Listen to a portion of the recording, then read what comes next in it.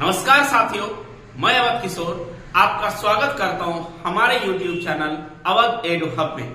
आज जो मैं आप लोगों को पढ़ाने जा रहा हूं वो है हमारा वर्ब। तो सबसे पहले आप वर्ब के बारे में जानेंगे, आखिर वर्ब होता क्या है। वर्ब का डिफिनेशन आपको बताऊंगा मैं। What is verb, kind of verb, use of verb. तो आपके कहे अनुसार और रिकमेंड जो बच्चे ने मुझे किया कि सर आप आर्टिकल के बाद आप वर्ब पर भी एक वीडियो बनाए, तो मैंने वर्ब पर एक वीडियो बनाने के लिए सोचा और मैं आज आपके सामने फिर से हाजिर हूं इस वीडियो लेके। तो आप मैंने एक सेंटेंस यहां पर लिखा है, verb is soul of English. इसका अर्थ ये हुआ कि वर्ब जो है वो अंग्रेजी की आत्मा है। ये क्यों भाई, ये क्यों आत्मा है?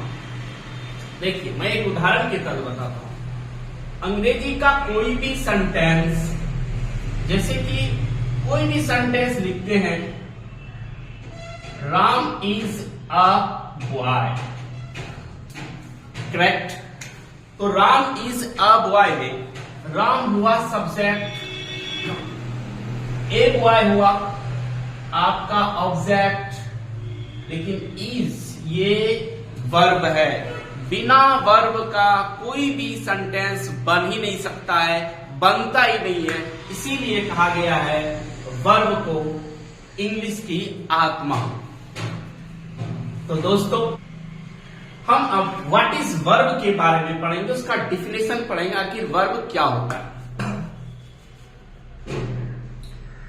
चलिए डिफिनेशन है वर्ब का कि a verb is a word which denote an action, position, relation और ए स्टेट ऑफ बीइंग। कोई भी कार्य करते हैं, पढ़ना, हंसना, खेलना, रोना, धोना, आना, जितना भी कार्य है वो सारे वर्ब है। उससे क्या होता है कि उससे होने का बोध होता है, उससे करने का बोध होता है। जैसे मैं जा रहा हूं, मैं खा रहा हूं, मैं आ रहा हूं, मैं पढ़ूंगा, मैं खाऊंगा। तो पढ़ना, खाना, रोना, ये सब जो सेंटेंस में वर्ब आया उसको हम क्रिया करते हैं। हिंदी में कोई भी क्रिया करते हैं ना, कोई भी काम का करना ही तो क्रिया है, और उसको हम इंग्लिश में वर्ब कहते हैं, क्रिया कहते हैं। तो वर्ब की विस्तृत जानकारी हम आपको देने जा रहे हैं।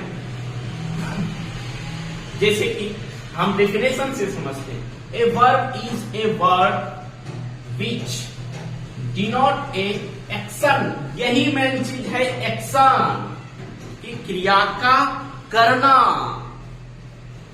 पोजीशन, ये पोजीशन और रिलेशन और स्टेट ऑफ बीइंग, ये चीज स्टेट ऑफ बीइंग, होने का भाव व्यक्त किया जा रहा है। जब कोई काम को करने या होने का भाव व्यक्त हो तो उसे ही हम वर्ब कहते हैं। जैसे एग्जाम्पल के तौर पर हम देखें, लाफ है, ईट है, गो है, रन है, प्ले है, इज, एम, आर, ऐसे बहुत सारे वर्ब है। अब वर्ब में भी कैटेगरी है। अब क्या कैटेगरी है उसको बाद में देखेंगे, इसका हिंदी डिफिनेशन थोड़ा सा समझते हैं।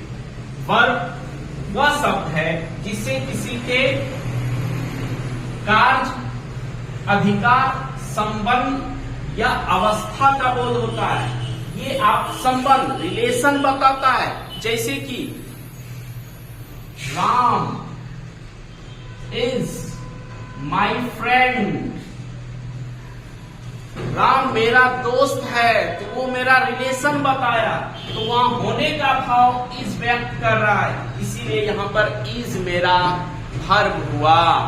अब हम दोस्त आगे चलेंगे साथियों, काइंड्स ऑफ वर्ब की ओर, यूज ऑफ वर्ब की ओर। तो हम दूसरे टॉपिक पर चलते हैं, काइंड्स ऑफ वर्ब। साथियों काइंड्स ऑफ वर्ब, जैसे कि आप हमारे बोर्ड पर देख रहे हैं, काइंड्स ऑफ वर्ब दो तरह के होते हैं। एक होता है हेल्पिंग वर्ब और एक होता है मेन वर्ब। हेल्पिंग वर्ब जो सहायक क्रिया है, ये मेन वर्ब की सहायता करता है, और ये मेन वर्ब जो फुल वर्ब है ये पूर्ण वर्ब है, इसको किसी की आवश्यकता नहीं पड़ती इसकी, और ये खुद में एक फुल है, लेकिन ये हेल्पिंग वर्ब जो है इसकी सहायता करता है, ये पूर्णतः वर्ब नहीं है। जैसे इज हम कहते हैं ही इज ए बॉय, ठीक है,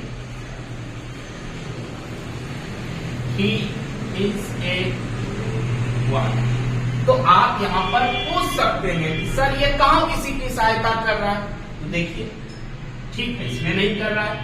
he is eating, he is eating, तो यहां देखिए ईटिंग की सहायता कर रहा है। अब यहां पर ये हो गया हेल्पिंग। उसके बाद आर, एम, जैसे I am teaching, you are reading, was, were, has, have और हैड। तो सिंपल सी बात है, जब इज एम आर का प्रयोग जहां है हो रहता है वहां करते हैं, ये तो आपको पता है। वाज, वेयर जहां धातु के होता है यूज वहां करते हैं। हैज और हैव और हैड जो है वो किसी से संबंध रखता है, संबंधों को ज्ञात करता है। जैसे कि यह मेरे पास एक बुक है, जैसे कि मेरे पास एक कलम है, ये मेरे संबंध बताते हैं। उस कंडीशन में आप हैज, हैव, हैड का प्रयोग, जब पास्ट होता है तो हैड लगाना है, और जब पास्ट में हैड लगाना है, और जब प्रेजेंट रहेगा तो हैव और हैज लगाना है। लेकिन जहां प्लूरल रहता है वहां हैव लगाना है, जहां सिंगुलर रहता है वहां हैज लगाना है। अब आते हैं फुल वर्ब। फुल वर्ब आप देख रहे हैं, लाफ, ईट, राइट, बीइंग, ब्रिंग, ये जितने भी चीज है उसको हम कहेंगे फुल वर्ब। लेकिन एक चीज मैंने आपको यहां पर कुछ अधूरा छोड़ा, जैसे कि आपके सामने एक दो सेंटेंस हम लिखे, ही इज अ बॉय और ही इज ईटिंग। ये दो सेंटेंस दोनों में इज आया है, देखिए, लेकिन इसके ये इज के बाद यहां एक मेन वर्ब आया है ईटिंग, लेकिन ये इज के बाद सीधे नाउन आ गया। तो क्या अब आपके मन में ये क्वेश्चन उठ सकता है, क्या सर ये भी हेल्पिंग वर्ब है और ये भी हेल्पिंग वर्ब है? तो नहीं, ये मेरा हेल्पिंग वर्ब है लेकिन ये मेरा हेल्पिंग वर्ब नहीं है, क्योंकि जब इज एम आर, यानी इसको बी से हम डिनोट करते हैं, ये बी का रूप है और ये हैव का रूप है। जब बी और हैव का रूप, जिसे बी का सब रूप लिखते हैं यहां पर, बी, वाज या वेयर, उसके बाद बीन, बीइंग, इज, और बी के साथ ही आर और एम लिखाता है, तो इसको हम कहेंगे ऑक्सिलरीज वर्ब। तो साथियों, बी का रूप है वाज, वेयर, बीन, बीन और इज, इसी के साथ आता है आर और एम। जब is am are helping verb का काम कर रहा हो तो उसके बाद मेन वर्ब जरूर आएगा। जैसे कि आप यहां देखें, ही इज ईटिंग, यहां पर ईटिंग मेन वर्ब है तो ये हेल्पिंग वर्ब है, लेकिन पहले वाले वाक्य में ही इज अ बॉय, यहां इज के बाद कोई भी मेन वर्ब नहीं आया है, उस कंडीशन में ये खुद मेन वर्ब हो जाएगा। फर्क बस इतना है। अब आगे आपको हम बता रहे हैं हैव के बारे में। आई हैव ए पेन, ये हैव और आई हैव ईटन, ये दो वाक्य। पहले वाक्य में मैं आपको बताया आई हैव ए पेन, और दूसरे वाक्य में आई हैव ईटन, यहां भी वही कंडीशन है। हैव के बाद ईटन जो फुल वर्ब है, तो यहां पर हैव जो आएगा वो हेल्पिंग वर्ब आएगा। और यहां पहले वाले सेंटेंस में आई हैव ए पेन है, यहां पर पेन एक नाउन है, इसके बाद वर्ब नहीं आया है, तो उस कंडीशन में ये खुद मेन वर्ब बन जाएगा। समझ में आ गया होगा बच्चों कि मेन वर्ब और हेल्पिंग वर्ब में क्या अंतर है। अब इसके बाद का जो टॉपिक है वो है यूज ऑफ वर्ब, जिसमें हम आपको बताएंगे कैन के बारे में, कुड के बारे में, मे के बारे में, माइट के बारे में। साथियों, काइंड्स ऑफ वर्ब, जैसे कि मैं आपको बताया एक फुल वर्ब और एक ऑक्सिलरी, जिसको हेल्पिंग वर्ब कहते हैं, वहां पर मैंने हेल्पिंग लिखा। अब मैं हेल्पिंग वर्ब को दूसरे वर्ब के नाम से जानते हैं, जिसको ऑक्सिलरीज वर्ब कहा जाता है। तो ऑक्सिलरीज वर्ब का मैं टाइप बता रहा हूं कि काइंड्स ऑफ ऑक्सिलरीज वर्ब कितने हैं। तो पहले नंबर पे प्राइमरी ऑक्सिलरीज होता है, दूसरे नंबर पे मॉडल ऑक्सिलरीज होता है, और तीसरे नंबर पर मार्जिनल होता है, मार्जिनल ऑक्सिलरीज। अब बात आती है कि प्राइमरी ऑक्सिलरीज कहते हैं किसको है। देखिए, तो पहले कौन कौन है इसको हम देख लेते हैं। तो पहला है is, am, are, was, were, do, does, did, have, has और had। ये हो गया मेरा प्राइमरी ऑक्सिलरीज। अब मॉडल पर आते हैं। परिचय आपका हो जाना अच्छी बात है, अगर परिचय नहीं होगा तो दिक्कत हो जाएगी। तो आप अगर मेरा वीडियो आपको अच्छा लग रहा है बच्चों, तो उसे लाइक करो और सब्सक्राइब करो। क्या पता था कि ऑक्सिलरीज वर्ब 3 टाइप के होते हैं? अगर नहीं पता था कमेंट्स करिए और लाइक करिए। देखिए, अब मॉडल ऑक्सिलरीज, मॉडल ऑक्सिलरीज में आता है कैन, कुड, जो इसी का past, may, might, shall, should, will, would, must और आउट। और नेक्स्ट जो है वो है मार्जिनल ऑक्सिलरीज, जिसमें नीड, डेयर और यूज टू आता है। तो मित्रों, ये प्राइमरी ऑक्सिलरीज है। थोड़ा इसका मैं ज्ञान दे देता हूं कि प्राइमरी ऑक्सिलरीज इसको कहते क्यों। प्राइमरी ऑक्सिलरीज इसीलिए कहते हैं बच्चों कि ये ऐसा हेल्पिंग वर्ब है जो हेल्पिंग वर्ब होते हुए भी मेन वर्ब का नेचर दिखाता है। और बहुत सारे जब ग्रामेटिकल कंस्ट्रक्शन तैयार होते हैं, जैसे निगेटिव बनाना हो, पैसिव वॉइस बनाना हो, टेंस में, वो सारे सेंटेंस में सब्जेक्ट के अनुसार ये अपना नेचर बदलता है। इसीलिए इसको हम कहते हैं प्राइमरी ऑक्सिलरीज। बच्चों, अब मॉडल ऑक्सिलरीज, कि आखिर इसको मॉडल ऑक्सिलरीज क्यों कहते हैं? इसको मॉडल ऑक्सिलरीज इसीलिए कहते हैं, तो सबसे पहले ये अपना नेचर नहीं बदलता है।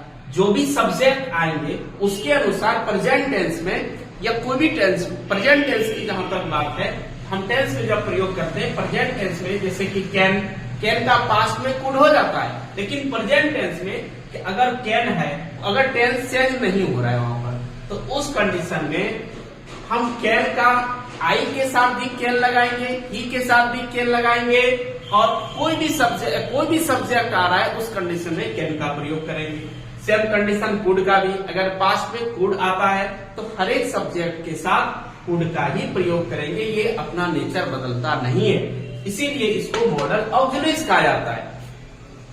और आगे है कि मॉडल ऑक्सिलरीज कभी भी टू के साथ नहीं आता है, यानी कि कैन जो है कभी कैन टू कैन नहीं लिखाएगा, टू कुड नहीं लिखाएगा, टू माइट नहीं लिखाता है। इस नेचर से इसको हम मॉडल ऑक्सिलरीज कहते हैं। सबसे मेन बात यह है, जो आखिरी मुद्दा है, वो तीसरा सबसे मेन पॉइंट है कि कभी भी कैन अकेले नहीं आता है, यानी मॉडल वर्ब अकेले नहीं आता है। इसके साथ हर समय आपको मेन वर्ब आना होगा।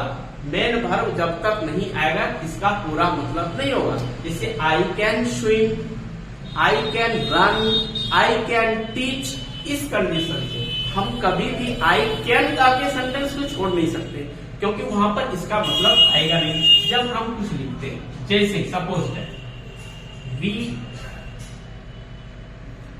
वी कैन रन, इस कंडीशन देखिए वी कैन रन, हम सिर्फ वी कैन नहीं लिख सकते, इसके आगे हमको रन देना होगा, यानी मेन वर्ब देना होगा, इसलिए हम इसको कहते हैं मॉडल ऑक्सिलरीज।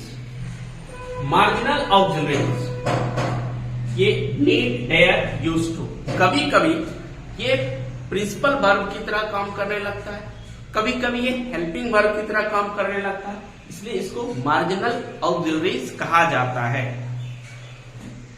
इसको हम और एक नाम से जान सकते हैं, सेमी मॉडल ऑक्सिलरीज, इसको सेमी मॉडल ऑक्सिलरीज कहा जाता है। सेमी मॉडल ऑक्सिलरीज, आप मार्जिनल ऑक्सिलरीज को सेमी मॉडल ऑक्सिलरीज भी कह सकते हैं, उसमें मेरा आता है नीड, डेयर, यूज टू। साथियों, आपको ये सारी बातें समझ में आ गई होगी, मेरा जितना पढ़ाया गया कंटेंट है ये आपको समझ में आ गया हो तो आप मेरे वीडियो को लाइक करें और मेरे चैनल को सब्सक्राइब करें। ज्यादा से ज्यादा अपने दोस्तों के बीच इसको शेयर करें, ताकि ये जो ज्ञान आपके पास है वो दूसरे के पास नहीं पहुंचे। अगर आपका लाइक करना और कमेंट्स करना वही हमको मोटिवेट करता है, इसीलिए मित्रों आप हमारे वीडियो को जरूर लाइक करें और ज्यादा से ज्यादा सब्सक्राइब करें, ताकि मैं आपके साथ बहुत ऊर्जा के साथ प्रस्तुत हो सकूं। तो आज के लिए धन्यवाद। और एक बात, अब मैं कल जो कंटेंट आपको बता के दूंगा वो होगा यूज ऑफ मॉडल। कैन का प्रयोग कहाँ करेंगे, कुड का कहाँ करेंगे, माइट का कहाँ करेंगे, ये हम नेक्स्ट वीडियो में देंगे। और जो मेरा आर्टिकल का पहले वीडियो है वो 3 वीडियो में मैंने आर्टिकल को पूरी तरीके से क्लियर किया है, तीनों का लिंक मैं अपने डिस्क्रिप्शन में दे दूंगा, वहां से जाके आप उसको देखेंगे। ठीक है, धन्यवाद। आज का दिन शुभ हो।